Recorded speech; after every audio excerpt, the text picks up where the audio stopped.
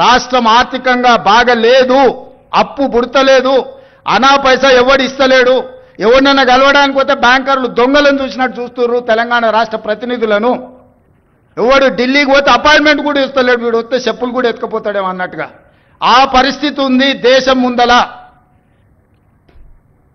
అప్పు పుడితే నేను కూడా ఏదో ఒకటి చేసి తెచ్చిచ్చేటోను, అప్పు పుట్టట్లేదు, ఎవడు బజార్లో నమ్మడం లేదు.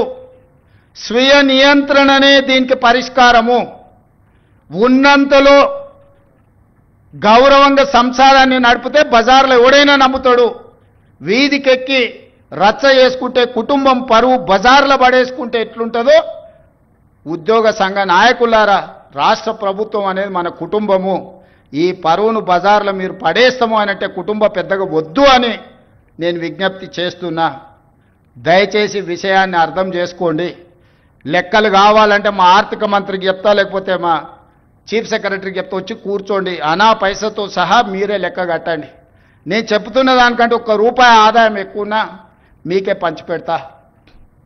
కాంట్రాక్టర్లకు బిల్లులు ఇవ్వాలంటే ఇంకొక 7,000 కోట్లు కావాలి. నేను చెప్పేది అన్ని నిత్యావసర, అత్యవసరానికే 22,000 కోట్లు, దాంట్లోనే 4,000 కోట్ల తుట్టు ఉంది.